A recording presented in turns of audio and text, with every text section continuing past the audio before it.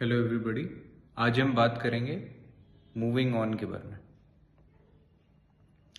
तो अगर early stage या फिर कहेंगे चाइल्डहुड स्टेज में ही मूविंग ऑन के बारे में सीख लिया जाए तो बच्चे के प्रोग्रेस के लिए बहुत अच्छा है। It will basically give them space to get new information. नए इन्फॉर्मेशन को स्टोर कर सकते हैं। फिर वो इस चीज़ को और गहराई से या डीपली समझने के लिए पहले हम जानेंगे कि मूविंग ऑन का मतलब क्या होता है। तो इसे मैं ऐसे एक्सप्लेन करना चाहूँगा, जैसे कि आपकी लाइफ में कोई इंसिडेंट इवेंट हुआ, ओके, या फिर आपका आपकी कोई फ्रेंडशिप या रिलेशनशिप, ओके, और you have suffered a tragedy where you have lost a near and dear one, okay? तो ऐसे टाइप की सिचुएशंस में मूव ऑन करना कई बार देखा है कि मुश्किल हो जाता है।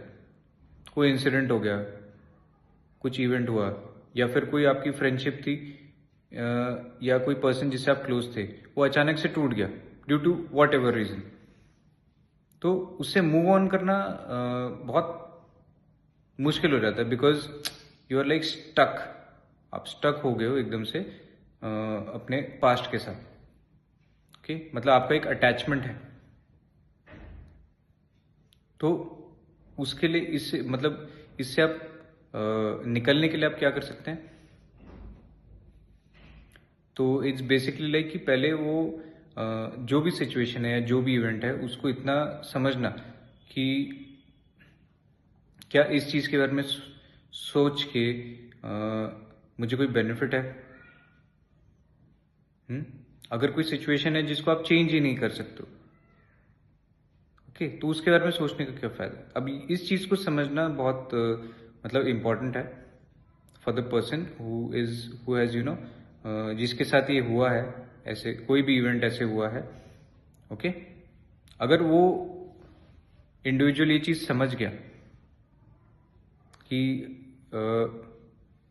पास्ट में रहने से उसका कोई बेनिफिट नहीं है, okay, then it gives that person space to grow mentally and emotionally, okay. और ये आप जितना अर्ली स्टेज में सीखेंगे उतना ही आपको एज एन एडल्ट भी आपको बहुत हेल्पफुल होगा। एंड इवन इसमें ये भी चीज़ बड़ी इंपॉर्टेंट है कि जैसे आप मूव ऑन हो गए या आप आगे बढ़ गए हो, तो you should respect that situation और दैट पर्सन की ओके, ऐसे ये चीज़ें हुई थी, इसमें से मैंने कुछ सीखा, देन यू मूव्ड ऑन। तो ये भी चीज़ बहुत इंपॉर्टेंट है। आज के लिए इतना ही। Thank you.